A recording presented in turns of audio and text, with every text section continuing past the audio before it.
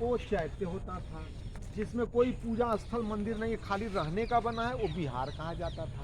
तो ऊपर में नींव के नीचे उधर सब रहने वाला खाली विहार बने थे, और ये चैत्य था। इसके अंदर कौन सा पवित्र स्थान था, क्यों चैत्य था, वो श्राइन कौन है, अशोक का स्तंभ। वो कैसे श्राइन है, आइए बता दें। आ जाइए, बैठ जाइए, यहाँ पैर को थोड़ा आराम दे दीजिए, बैठ जाइए, यहाँ 2 मिनट समझ लेंगे। और आइए दादा, इधर आ जाए। को कहा जाता है 3 जेम्स ऑफ बुद्धिज्म, त्रिरत्न। आप लोग को याद दिला दूं 3 रत्न क्या हैं बौद्धों के। बुद्धम शरणम गच्छामि, धम्मम शरणम गच्छामि, ये 3 रत्न, यानी बुद्ध, धर्म और बौद्ध संघ। तो पहले रत्न का उदय कहाँ हुआ, बुद्ध गया, जहाँ सिद्धार्थ बुद्ध बने। तो पहला रत्न कहाँ जन्म लिया। लेकिन शेष जो 2 बचे वो सारनाथ में, धम्म और संघ। जहाँ धम्म एक बना स्तूप, वहाँ बौद्ध धर्म का जन्म हुआ। यहाँ भगवान बुद्ध ने पहला बौद्ध संघ बनाया 60 सदस्यों के साथ। वो 60 लोग कौन थे, उस समय जो बनारस के नगर श्रेष्ठी थे, जिसको आज की भाषा में हम लोग मेयर कहते हैं, उस समय नगर श्रेष्ठी कहा जाता था। उनका नाम था यश। यश, उनके माता पिता और उनका स्टाफ 54 लोगों ने, गृहस्थ लोग, जिनको जो साधु नहीं है, परिवार वाले हैं, 54, वो यहाँ बुद्धिज्म एडॉप्ट किए, स्वीकार किए भगवान। तो 54 गृहस्थ हो गए, 5 वो संत जिनको प्रथम उपदेश दिए थे, 59 हो गया, 59, एक बुद्ध 60। कोई 60 सदस्य के साथ यहाँ बौद्ध संघ बनाया गया। तो अशोक ने जिस स्थान पर बौद्धों के तीसरे रत्न का जन्म हुआ, यहाँ एक स्तंभ बनवा दिया।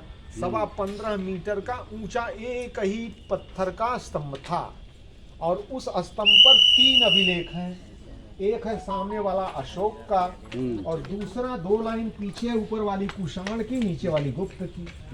फिर तीनों की भाषा पाली है, तीनों की लिपि ब्राह्मी लिपि है, और 15.25 मीटर के ऊपर शीर्ष पर जो है एक कमल है। कमल के ऊपर 4 सिंह है, 4 सिंह के ऊपर एक 32 तीलियों का चक्र है। तो टोटल 21 मीटर का ये हो जाता था। तो कमल, सिंह और चक्र ये म्यूजियम में रखा है। हाँ, 1950 में हम लोगों ने भारत का राष्ट्रीय चिन्ह जो है यहीं से लिया है। और जो 32 तीली का चक्र है, जब किसी को परमवीर चक्र सेना में सर्वोच्च बलिदान के लिए दिया जाता है, तो वही 32 तीली का बना मेडल उसको पहनाते हैं। हमारे राष्ट्र का सर्वोच्च सम्मान है। वो 32 तीलियां महापुरुषों के 32 गुणों को इंगित करती हैं, जिसकी चर्चा गीता में भगवान कृष्ण करते हैं, जिसकी चर्चा कुंदक निकाय में बुद्ध करते हैं। यानी कि यह जो पुरुष राष्ट्र के लिए अपना बलि दिया है, ये 32 गुणों से युक्त महापुरुष परमवीर है, इसको परमवीर चक्र इसलिए दिया जाता है। और जो शेर हैं वो तो बुद्ध को ही प्रेजेंट करते हैं। उनका नाम शाक्य सिंह था ना, शाक्य वंश के सिंह बुद्ध हैं, जो चारों दिशा में गरज रहे हैं, धम्मी धम्म की गर्जना कर रहे हैं। और जिस पर वो खड़े हैं उस पे 4 छोटे छोटे चक्र हैं, वो 24 तिल्ली वाले, और 4 पशु होंगे। म्यूजियम गए थे आप लोग? तो 4 पशु में एक हाथी होगा, एक बुल है, एक लायन है, एक हॉर्स है ना। तो 4 उनके बीच में एक चक्र होगा। वो चक्र 24 तीली का, वो हमारे ध्वज में प्रयोग होता है। वो उसी को धम्म चक्र कहा गया है। धम्म चक्र प्रवर्तन वही है। वो 24 तीली क्या है, जो बीच में धूरा है, जिस पर परिवहन रचती है, वो तो नहीं घूमता, वो स्थिर है, उसको सत्य माना गया। और 24 तीलियां भगवान बुद्ध के प्रथम उपदेश है, जो उन्होंने 4 आर्य सत्य कहे थे। दुख दुख समुदाय, दुख निरोध, दुख निरोधगामी, प्रतिपदा मार्ग। तो दुख है, दुख के कारण है, कारण पता चल गए, रुक जाएंगे, कैसे निकलेंगे बाहर, यही 4 बात तो कहे। तो 4 आर्य सत्य हो गया। दुख के 12 कारण बुद्ध बताए, तो 12 4 16 हो गया।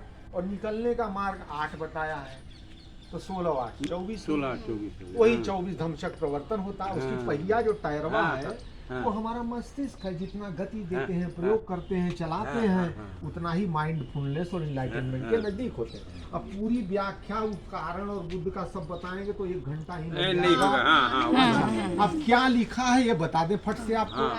अभिलेख में ये लिखा है कि यहाँ जो भी भिक्षु भिक्षुणी, उपासक उपासिका, ये भिक्षु लोग आते थे, वहाँ से रहते थे, कोई भी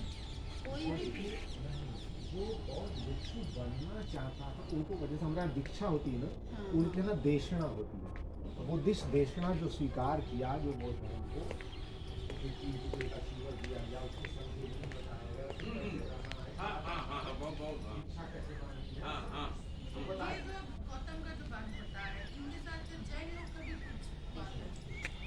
जैन इनसे बहुत- जैन